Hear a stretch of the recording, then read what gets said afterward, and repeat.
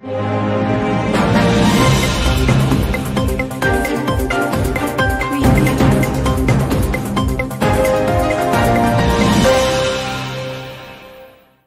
To news 9 TV. నేను మీ Krishna. Today speed news. ఎర్ర సముద్రంలో నౌకలపై హాతీల దాడులను ఆపని నేపథ్యంలో ప్రతీకార చర్యలు కొనసాగుతూనే ఉంటాయని అగ్రరాజ్య అధ్యక్షుడు బైడెన్ స్పష్టం చేశారు. భారత ప్రధాని నరేంద్ర మోదీ లక్షద్వీప్ పై మాల్దీవుల మంత్రులు చేసిన వివాదాస్పద వ్యాఖ్యలతో రెండు దేశాల మధ్య దౌత్యపరమైన ఉద్రిక్తలు నెలకొన్నాయి. ఈ క్రమంలో ఇరు దేశాల విదేశాంగ మంత్రులు భేటీ జరగడం ప్రాధాన్యం సంతరించుకుంది.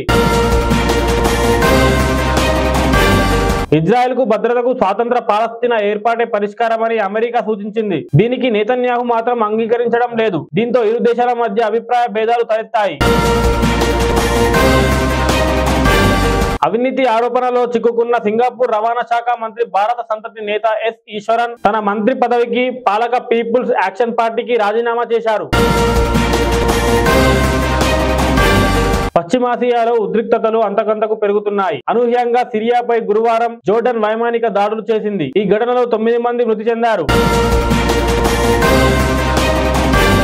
ఇరాన్ లోని సిస్తాన్, బలూచిస్తాన్ పై గురువారం డ్రోన్లు, రాకెట్లతో పాకిస్తాన్ విరుచుకుపడింది. మంగళవారం రాత్రి తమ భూభాగంలో మిలిటెంట్లు స్థావరాలపై ఇరాన్ చేసిన దాడులకు ప్రతీకారంగా ఆ దేశంపై పాక్ దాడులు చేసింది. అమెరికాలోని న్యూ హాంప్షైర్ రాష్ట్రంలో 23న జరిగే రిపబ్లికన్ పార్టీ ప్రైమరీ ఎన్నికల నుంచి తాను తప్పుకుంటున్నానని రాన్ డిసెంటిస్ బుధవారం ప్రకటించిన నేపథ్యంలో అక్కడ పోటీ డొనాల్డ్ ట్రంప్, నిక్కీ హేలీల మధ్య కేంద్రీకృతం కానుంది. సముద్ర గర్భంలో అణ్వాయుధ డ్రోన్ దాడి సామర్థ్యాన్ని ఉత్తర కొరియా తాజాగా పరీక్షించింది. దీంతో కొరియా ద్వీపకల్పంలో మరోసారి ఉద్రిక్తత వాతావరణం నెలకొంది.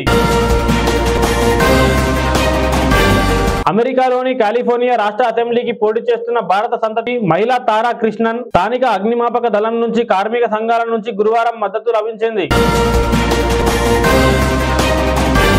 విశ్వం పుట్టిన తొలినాళ్లలోనే ఏర్పడిన ఒక కృష్ణబిలాన్ని ఖగోళ శాస్త్రవేత్తలు కనుగొన్నారు. అది తన చుట్టూ ఉన్న నక్షత్ర కూటమిని క్రమంగా మింగేస్తోందని గుర్తించారు. ఇంతటితో స్పీడ్ న్యూస్ సమాప్తం. చూస్తూనే ఉండండి న్యూస్ 9 టీవీ.